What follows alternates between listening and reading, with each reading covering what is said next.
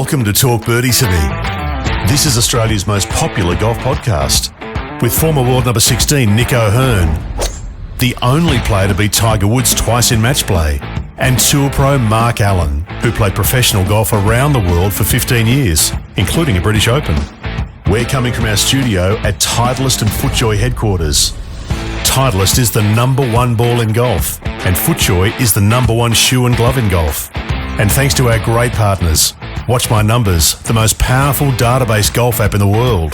Download from the App Store or Google Play. Ping, as with Nick O'Hearn, will help you play your best. See your local golf shop or professional for a Ping Club fitting. The Golf Clearance Outlet beat everyone's prices. Visit golfclearanceoutlet.com.au for your nearest store. And Better, the fastest and easiest betting app in Australia. Now that's better. Now, from our studio at Titleist and FootJoy headquarters, it's time for Talk Birdie to Me. Here's Nick O'Hearn and Mark Allen. Hello, everybody. Welcome to Talk Birdie to Me. This is a feedback podcast, but before we get going, can I just say, Nick and we're very lucky to see the new range of FootJoy shirts, and it's just in the room next door. Wow, they are fabulous. This shirt feels great. You're looking resplendent, Mark. Well, so are you, Nick. So are you. About time you made an effort. Well done. Oh, wow. You're jeez. A guy with your hair looking like it does right now, Mark, is going to suggest Nick doesn't make it. I've got bed hair. Jeez. I don't know what's going on. All right. Yeah, let's get to it, Dan. Some feedback here. This one here, this is from Roscoe in beautiful Mackay in North Queensland. Oh, God, I'd love to be there right now. Oh, mate, Mackay's paradise. It's a great part of the world. No, it's no Wollongong, but it's great. I wouldn't go that far.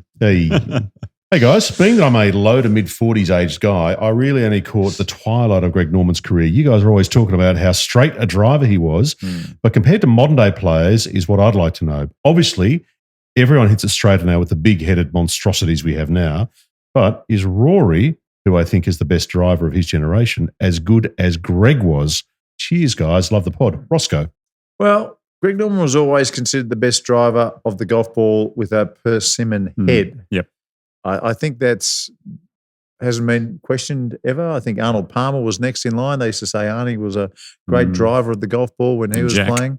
Jack was a great driver of the golf ball. Straightest was always Calvin Pete. I remember Calvin, but he wasn't long. He was very short. That's right. But I think Greg gets credit for I see the most precision with a persimmon. Rory McIlroy at the Scottish Open last week was presented with a persimmon wood, which actually I think celebrated the career Grand Slam. Oh, really? With the Masters on it. Oh, that would have been beautiful. Put the little Irish flag in the insert on the face. God, he might hit it and it might explode. And they showed him hitting it, and he absolutely striped it.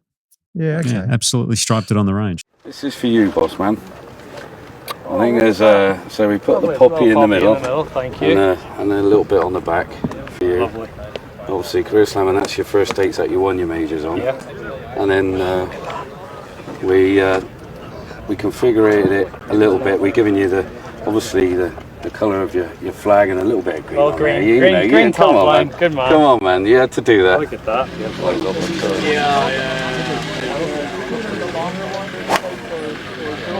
Oh, mate. That is absolutely smooth. It's true.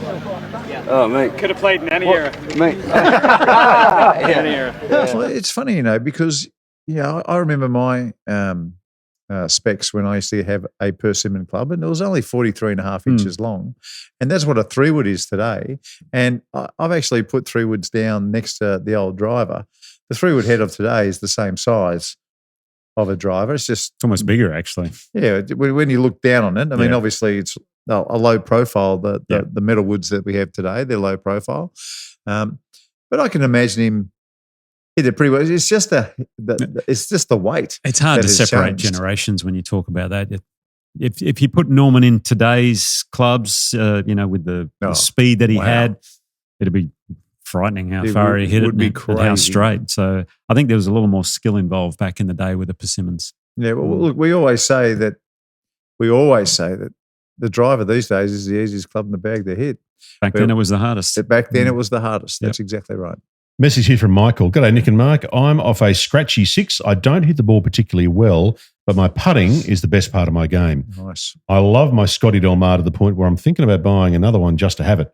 Do any of the modern players use such a putter or something similar, i.e. a full toe hang blade? Yes, yeah, there are still players out there with the blade. So it's like a blade, but it's got a bit of a back on it. Nick, you know that one. That's from because you're a ping player. Okay. So it's a blade, and the shaft goes right into the heel. Oh, okay. You know what I'm talking about? It's like a ping Shea putter. Yeah, that's exactly right. Right. So yeah, I think there are players still out there with Del Mars. I reckon the first time I saw somebody use that shape, it wasn't a Scotty Cameron, but Nick Faldo was the first player that I saw using something like it. I can't remember what sort of a putter it was. Mickelson used one for quite a while. Mickelson goes back and forth from the Del Mar, or something shaped like a Del Mar. It'd be interesting to see the percentage of pros on tour now who just use the mallet style putter, because that has grown astronomically. What's your guesstimate? I think 50% are using a mallet. I think it's at least 50. Yeah, compared to the old answer shape or a Del Mar blade shape. Is anyone using a blade? I think Phil Mickelson's the only player who I see. I saw him use it at the US Open. He was using one. Yeah. Goes back to a 8802 Larry style. Myers, whenever he plays the Masters, he's always using a Is blade. he? Oh, yeah. Remember the old nice. Wilson 8802 style? I think it's like that. Is anyone ever used? What about the Acushnet? Is anyone ever using the Acushnet putter these days? No. Just it's like kids would look at it today and think it's a putter. The bullseye, you mean? Yeah, the Remember that one? bullseye. Yeah. No, the last person I ever saw use that might have been Mark McNulty. He used to wave that thing around, or Corey Pavin. Well, the last player I remember using is Brad King. Gee, he gets a run on this podcast because he was putting both ways. Because he was putting long putts right-handed and short putts left-handed. Now, we had a comment last week that you made, I think, Mark, where you said we would love some top 5 ideas from wolfpackers. Did I say that? You did say that. You did. Can't remember that. Obviously, memories are okay. on what it once was. And we've got a couple, which is great. Now, these aren't to do today. We're not going to do these top 5s now, but these are ones that you might want to give a view on. Well, if there's an easy one, we'll do an easy sure. one. Yeah. Ed has said, "G'day, guys. A nomination for the top 5 coming back from injury for me would be Cole Johnston. Cole lost his right eye in a pro shop accident at age 20, relearned his game and won 2 Australian PGAs, the last match play and the first stroke play PGA. Wow. He beat Bruce Devlin by 1 shot. Oh, that reads well for Jeffrey Guam. It certainly does. Yeah, it's a ripper. Cole was also runner-up to Peter Thompson in an Australian Open and PGA. Jeez, Jeffrey, I hope you're listening. That's fabulous. That is good. Yeah, that stuff. That's actually very impressive, isn't it? Yeah. Iron Kid has said, "Great show, guys. As ever, I've got a suggestion for a top 5. Yeah. I like this one. The top 5 unsportsmanlike incidents in the professional game to get you started. Yep. To get you started, my vote for the number 1 is Suzanne Pedersen in the 2015 Solheim, an absolute disgrace. I suspect, Mark, you might vote for Monty in the Australian Open. Yeah, Monty gets a run in any top 5 I do. When it's negative. Was the one Suzanne Pedersen the one where I think the Americans, it might have been Nelly Corder hit a putt and it sat on the edge of the hole and then she just went and picked it up for her? That's it. Didn't give it enough time to maybe fall? Didn't give it 10 seconds. That is mandatory. So, that would be in the top 5. Yeah. I think, was it the Americans who ran across the green and ran all over Jose Maria Lethavel's 30-footer? 99 Brookline. Yeah, that's right. So that was 99? remarkable. That was. How that happened. Yeah.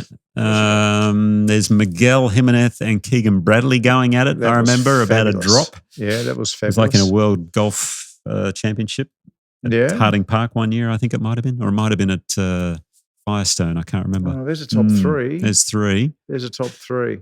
Ooh. What about Rory Sabatini on Ben Crane when he just walked ahead or walked off to the next tee? Just walked off. He'd had enough of the slow play. Yeah. I'll give you one from a legend of the game. What about when Gary Player was up against the clubhouse in the Open Championship and swept some stuff away behind his ball left-handed and then faked it and looked up at the clubhouse and said, "Hey, could you be quiet down there?" So there was that one. That's quite a famous one. I'd say that's unsportsmanlike. Yeah. That get a better lie. It's also very funny. Yeah. I haven't seen any biffo at all, although we did remember a while back we had that there was a fight on the golf course. Oh, God. Who was that? There was that one of your friends or something? No, was it talking wasn't- about that? No, No, but I'll tell you what. might have been in a I college reckon match or something. it's a fortnightly thing where a fight on a golf course in America goes viral. Mm. See the ex-ice hockey player who was Oh, that was a couple of days ago. That was a couple of days ago. No, what was that? Oh, Nick, Really? my God. Okay. Someone was slow and then one, He's giving it they to didn't him. cop it. And then this guy was an ex-ice hockey player. Oh, no. And my God, get out of his way. Oh, Yeah, What yeah. Did he clock him? Clocked everybody. Oh no, Clocked everyone. No, that's horrible. It was horrible. Pack up. Go now. Get in the car and go. I don't know what you're doing. You're not scaring anybody. You're just making yourself. Hey, man. Come on, man. Hey. Hey. Off to a good start, buddy. I told you. Man, leave him alone. You want another? You want to? Came at me. Leave him alone, man. I got it all on record. It's around the goal. I got it all on record. Around the goal. Hey. You want to go, guy? Leave him alone. Hey, leave him alone, man. I wouldn't keep going back, you moron. Hey. Come on, man. No, I'm not trying to get in there. Just like. Enough! Are you still cheering on you? Enough!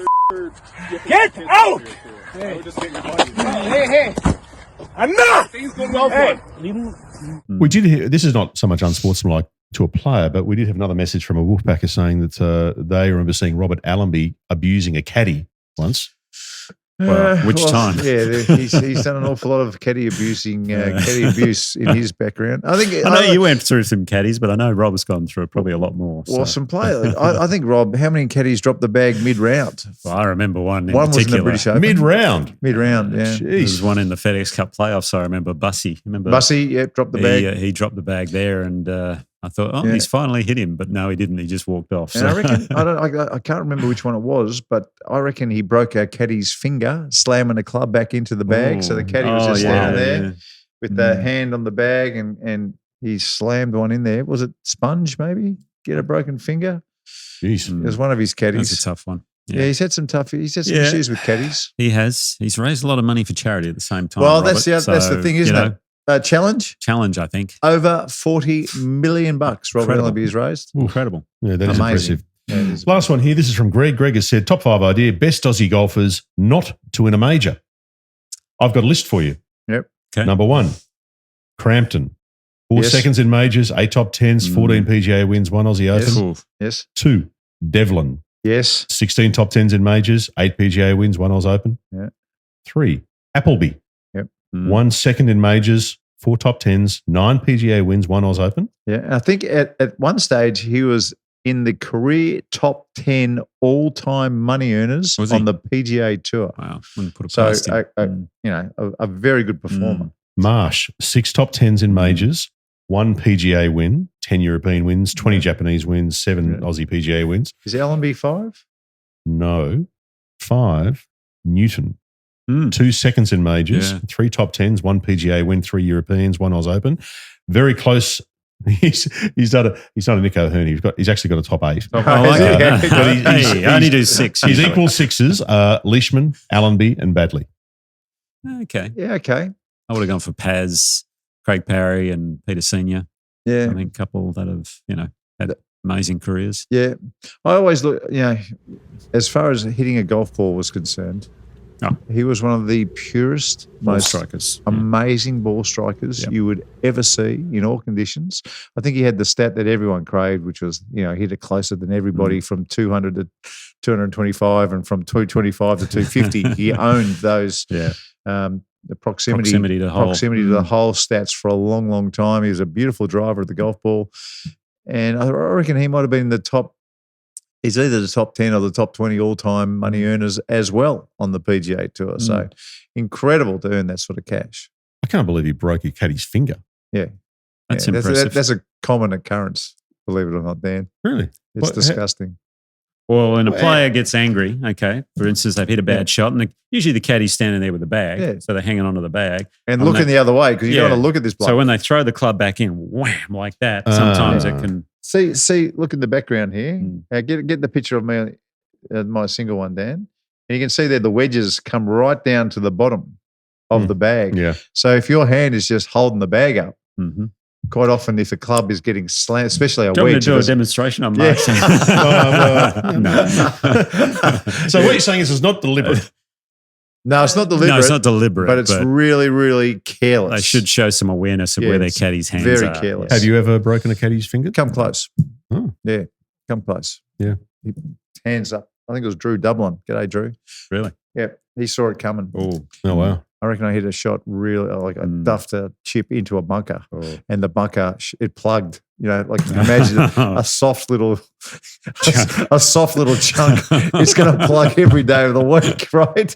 So I've done that, and I've seen it plug, and I've just gone bang. But he saw it coming, so he hands went off. Hands went off. Okay. Speaking of risky scenarios, we're about to have a conversation after the turn. Yes, with a bloke called Jasper, who is one of the honchos, might even be the honch, I'm not sure, but we'll find out, at the World Top 100 Golf Course list. Yeah. So he's the guy who, I guess, signed off on it and said, yep, this is what we're going with. All right, so that's coming up after the break, is it? After the break, he's happy to have a chat to you and he's happy to answer any questions you have. All right, well, my old man, you know what he used to tell me? He goes, if you're going to pick a fight, son, make sure you throw the first punch. So let's get going.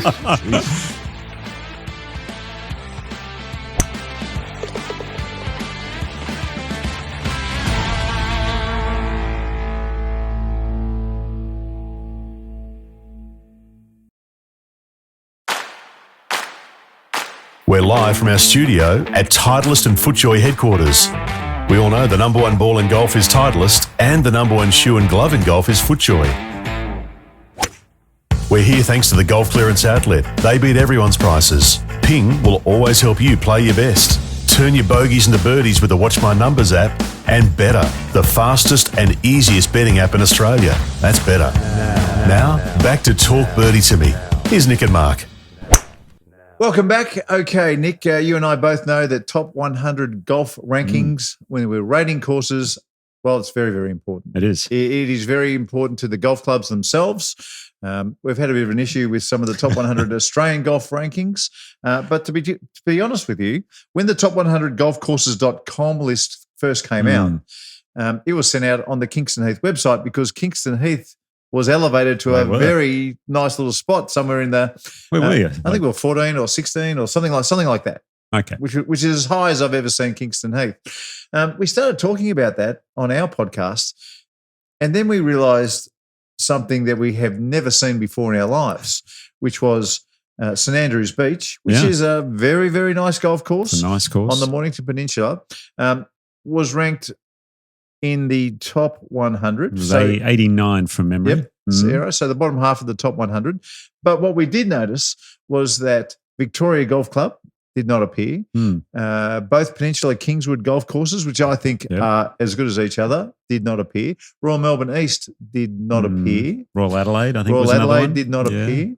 And then I mentioned this to a few people, and there was a conspiracy theory going around that maybe some of the golf people or the judges on the top 100 golfcourses.com may have been helping out a bloke called Mike Clayton because his name is associated with St Andrews Beach. It has been taken away from Peninsula Kingswood. It's no longer on Victoria Golf Club as well because OCCM turned into just OCM. Okay.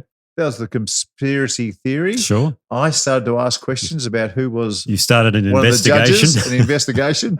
And my investigation didn't go too far in the end. So we're really, really thankful to Jasper Miners, who is a big part of this top 100 golfcourses.com. Jasper, thanks for joining us. Yeah, no, thanks for having me. Yeah, it's good. It's nice to have a little bit of background. I've obviously been sent snippets of podcasts and different bits and pieces. So it's nice to hear the context of that. Well, can I ask you first up, who is on the judging panel? Yeah, so that's a really good question. So at Top 100 Golf Courses, we've got, we do worldwide rankings. So originally the company started basically in England and then expanded to GB&I, to continental Europe, into America. And in the last few years, it's gone worldwide. So we have a numerous set of panelists. and we've actually just gone through a major restructuring in the last year. So I don't sit on the world panel, but I do coordinate the panels, if that makes sense. Yeah. Someone's got to make sure that they're all aligned, and that's only been since January. So what we've realized is that we've got a series of panels and panelists who see things in a variety of ways, and that's actually quite a strength. We don't think we should necessarily. It's a broad church, I guess, is what I'm trying to say. Yeah. So the way it works in practice is that the beginning of this year we didn't have necessarily continuity through all of the panels, i.e., you'd look at the world ranking, it wouldn't necessarily align with the region rankings. Those region rankings wouldn't necessarily align with the country rankings. Yeah. And our goal was to try and put that right. And then it gets really difficult. So with regards to the world panel, we have 16 individuals who have, they are what is termed as, I guess, whether they've coined that expression themselves or not, I don't know. The Global Golf Centurions. So there's about 80 individuals worldwide that have completed not just our ranking, but whether it's golf.com or Golf World or Today's Golf or whoever it might be, Golf Monthly. Yeah. The top 100 lists, and there's quite a few of them that have completed multiple ones. In fact, there's one individual that has completed them all, which is quite an achievement. It's impressive. It's a mighty effort. That's covering some turf. Absolutely. Yeah, he's a New York-based gentleman. He's not on our panel actually, but he is. I played golf with him, had the privilege to play with him a couple of times, and yeah, he's amazing. He's had a very interesting life, got to travel a lot and got to see some really cool places. So to answer the question directly, on the world panel, we've got 16 individuals who have played the World Top 100. That includes the USA Top 100, GB&I Top 100, and have depth across Australia and New Zealand. So when it comes to those names, we've specifically, most of them have asked us not to disclose their identity. And we respect that. Most of them are very well-known individuals, whether internationally, but especially in the golf scene and especially at their clubs. And we give them the option to be known or not. We do have some that are quite happy to be known, and we will be releasing those names in due course. But at the minute, we're respecting their right to anonymity. Right. So Jasper, the reason I ask is because when I'll just put myself in, when I look at what has happened here in Victoria, the Peninsula Kingswoods, some of the other golf courses have missed out. And a course like St Andrews Beach, like I said before, it's a very good course. Tom Doak, I played a lot. Well, yeah, absolutely. So let me put that straight away. What I can tell you is that Mike Clayton and John Huggan are not on the panel. Right. So I know those are some names that were purported to be. I've listened to some snippets. So they're in no way involved with top100golfcourses.com. Of course, I mean, they're both. So my question would be, before you go any further, the reason I'd like to know the names is because I'd like to see if there are any Michael Clayton sympathisers on that list. So Mike has a name in Australia. A lot of people respect what he does. There are other places that have had issues with Mike, and that's fine. I mean, that's neither here nor there.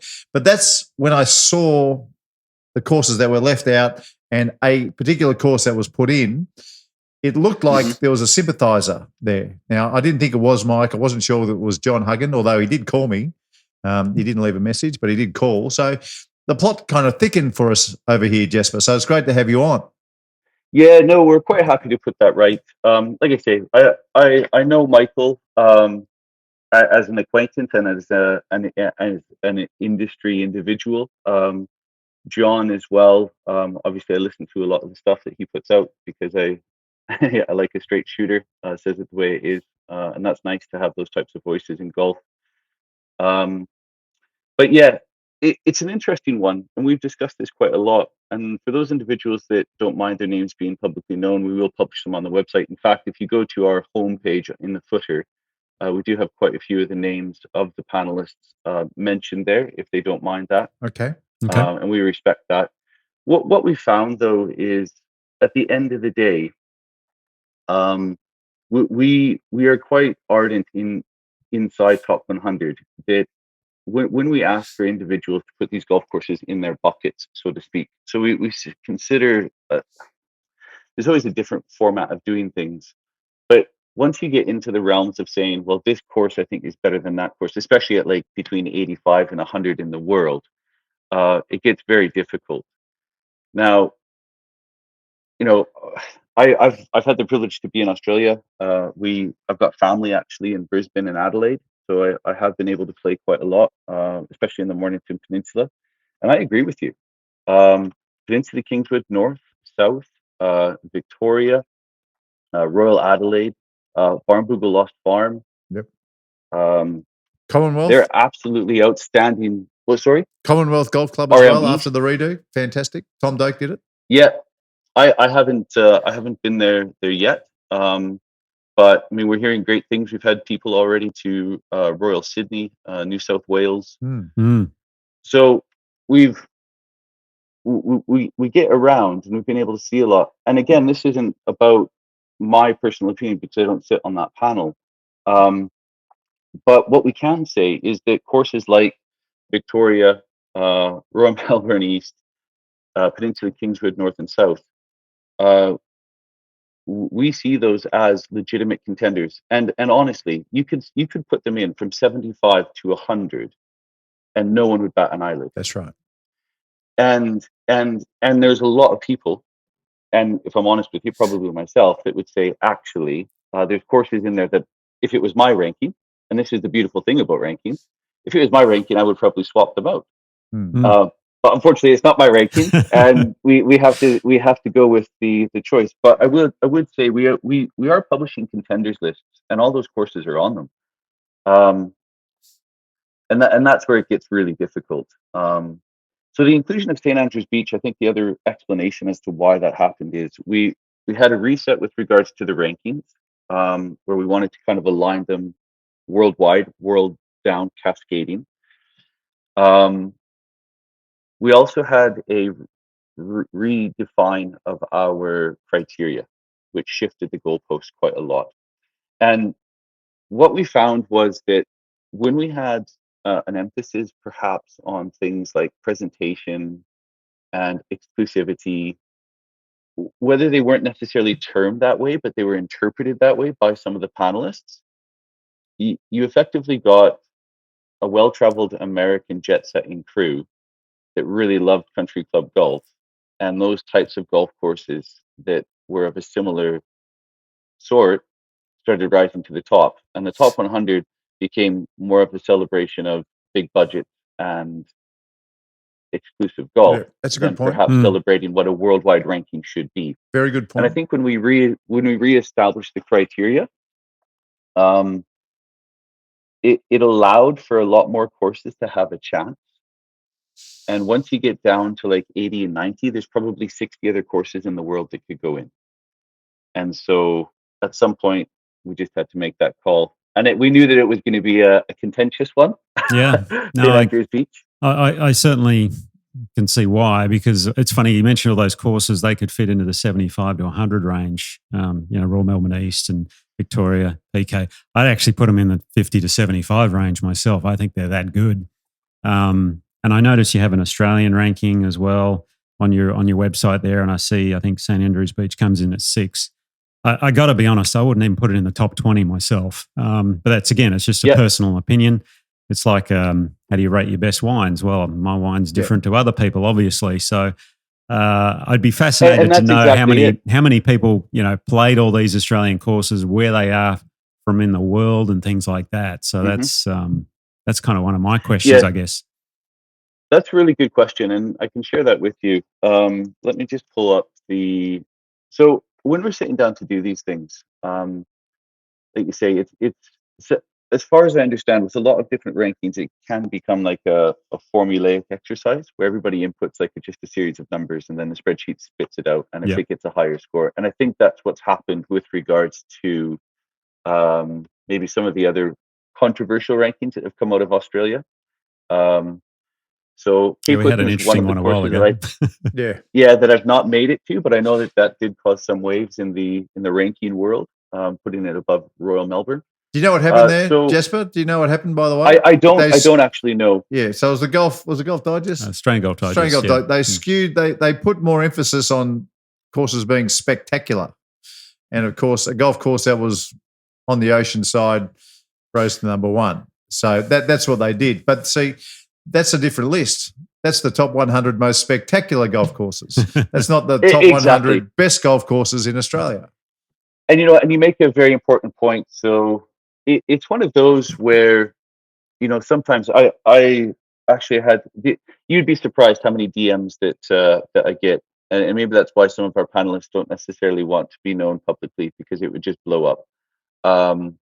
It's one of those where, look, for me, it's my job. It's what I do. It's what I get paid to do. So it's part and parcel of it that we've got to answer questions and defend our rankings, and at least explain why we're doing what we're doing. But he was speaking about our rankings in Canada, and he said they're absolute rubbish. And I said, okay, so just give me an example. And actually, a lot of the feedback we get, some of the best panelists we have are the ones that have been outspoken and come back and said, I think you got this wrong. When you have an articulate discussion about the merits of some golf courses, you start to see that actually this is a guy whose opinion we should be listening to. So it's not all bad. But he was saying to me that the reason why one of the golf courses shouldn't be on the list is because their cart paths aren't paved. Right. And at that point, I just said, hey, Yeah, okay. do you know what?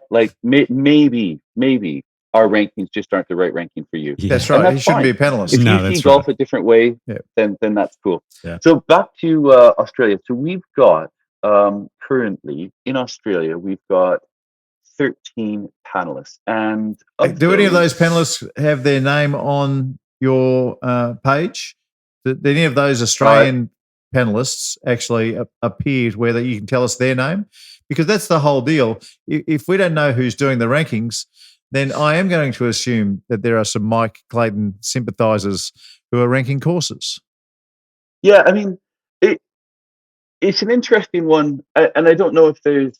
I hope I'm not reading anything into it, but everybody has their. You mentioned wine previously, So if I'm a Burgundy man and I like a bold, big, brash red, like a sweet German wine probably isn't going to be up my street. Yeah, that's right. So it's one of those. Now, to be quite honest with you, the majority of the ones, I don't have a lot of dealing with the individual panelists in Australia, but I know Kevin Pallier is our panel lead. What is Kevin's individual nuances? Does he like Mike Clayton content? Does he like Tom Doak content? Is he Don't know. I never have heard no the name. idea. What's his name? Don't know. Kevin Pallier. No, never heard of him. Okay.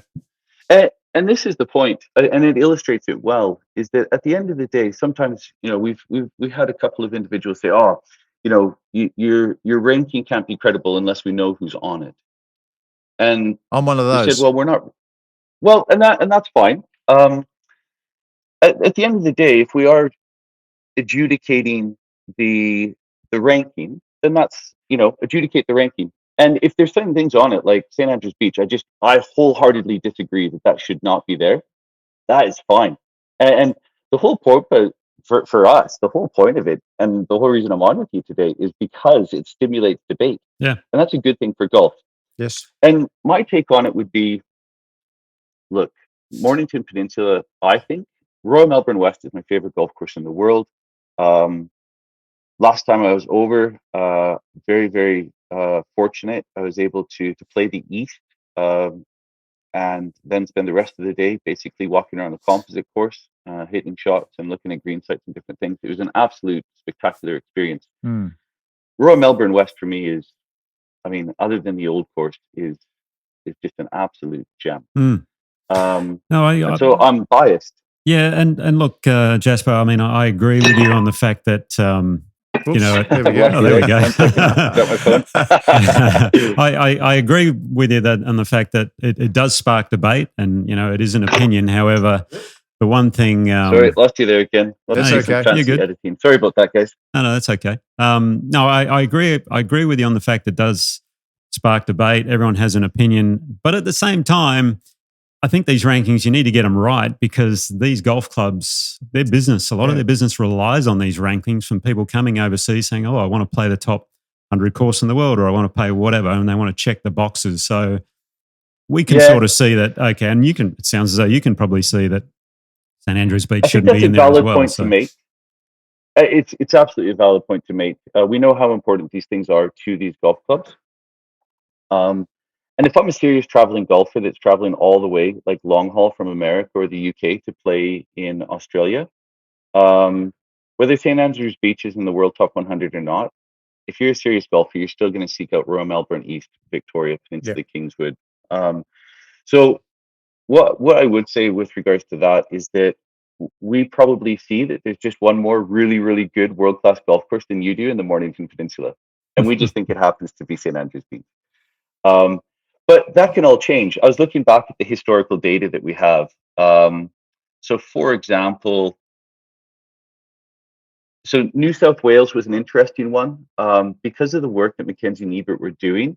When we did the last ranking of the World Top 100, that one fell substantially, but it was actually one of the ones that we thought, well, because it's closed, like, do we keep it in or do we keep it? So there might be some vacillation on that one. Yeah, okay.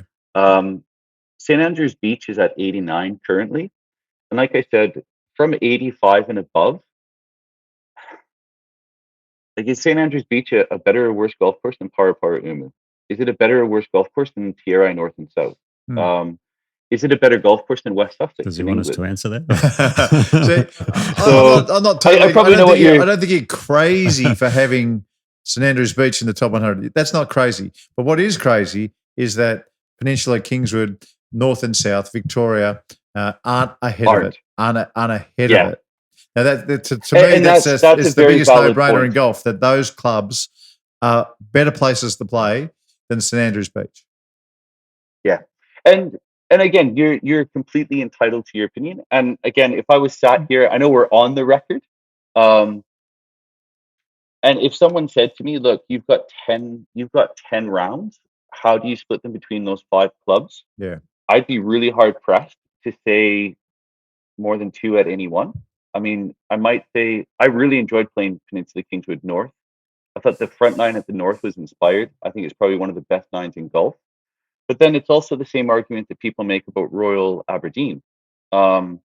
It is one of the greatest 9 holes in golf. And then the second set, the second set is probably world class as well. But the front nine is so good that it's hard to keep the momentum through it. And so you've got all these different things that you're competing with. I would say that looking historically, it's an interesting one. Like Barnbougle Lost Farm dropped. So in 2018, we had it at 66, 2020, 75, 2022, 90, and then dropped out. Yeah. And I'd have to look, but I think that is a Mike Clayton, Tom Doak as well. So Jasper, Jasper, can I ask you a question? I think absolutely. You've talked a bit about you talked about Royal Melbourne West and how much you love it. You talked about Barnbougle and about New South Wales and a number of other courses. But I feel, and again, my opinion counts the least of the three of us at this end of this conversation. But I feel that we could sit here all day and discuss the merits of that course should be here or this one should be there or whatever it may be. But for me, the headline is, if I'm a judge on a panel and I'm judging and I'm putting out my view on a top 100 list, and if I stand by the decisions that I'm making, I'm proud to have my name there. And what I find quite extraordinary is the fact that these judges on this panel have said, we don't want our names there. Yeah. That says to me that they are not proud of the work they've done or not sufficiently proud of the work they've done, and they don't stand by it. Forget what course should or shouldn't be where.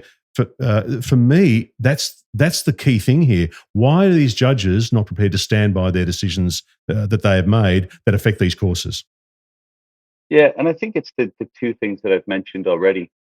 That is one tack that you could take.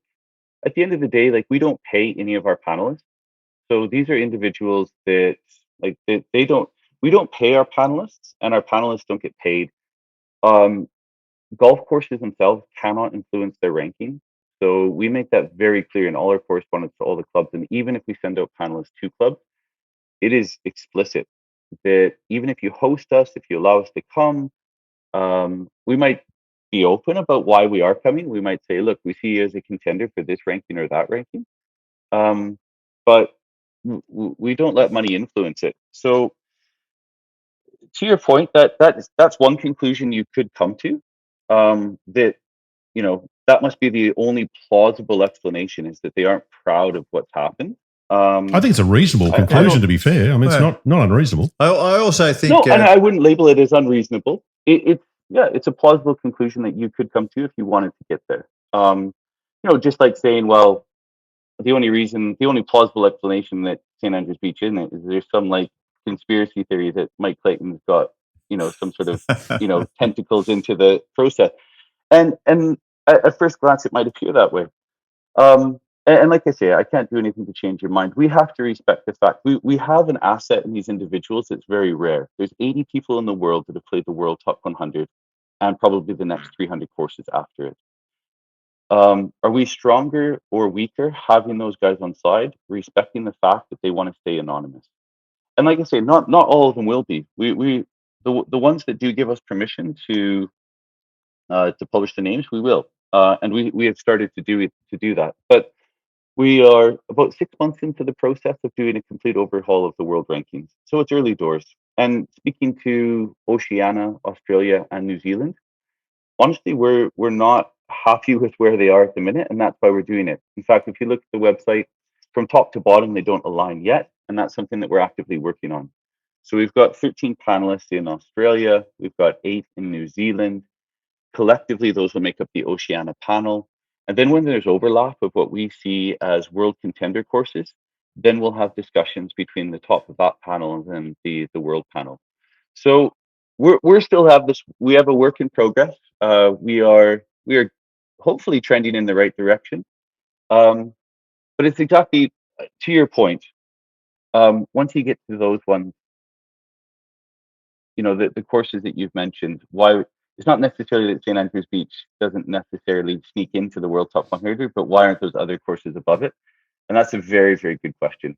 And to be honest, it's one that I've asked myself. Well, good on you, Jasper. having personal experience of playing in Melbourne area. Well, Jasper, thanks for coming on. You've done your best to explain the situation. You've done it very well. We appreciate your time. Yeah. Good luck with the list, and hopefully we can sort out that bottom half of the top 100 next time around. Do you know what? It's one of those. Next time, feel free to just reach out at any point and maybe pre-release. I'll give you a heads up when it's coming out. Well, you got a tough job, I'll say that. Now you're talking. To get it right. We can let you on. So yeah, it's no problem at all. Thank you very much for your time, and thanks for being so reasonable. And enjoyed the chat. Good on you. Thanks, Jasper. Jasper Miners there from top100golfcourses.com. Well, what do you reckon, guys? What's your view? Well, I'm with you. I think you summed it up pretty well, Dan. Until we see what judges are actually ranking these courses, then you can't make that decision, can you? I mean, if there are some names on, like there are some names that are sympathisers with Mike, who are friends with Mike, who have been in the industry, played a lot of courses, blah blah blah blah blah. I'd be pretty suspicious if their names were on it. We'll have to check them out anyway. Yeah, we'd have to check them out. No, we'll take a look, but. As a sort of at the end of the day, you're affecting these clubs going forward. With people coming and visiting and things, so you want to get them right. You got to get them right. And I've seen the Australian list. Had a look through the top 20, and they haven't quite got that right yet. So it was great, Jasper. Yeah, he did it. It's not perfect. It's a hard gig, that one. And he's working on it. And good on him for coming on. When he knew he was coming into a room with you guys who were clearly not overly impressed with the list. Yeah. That's good.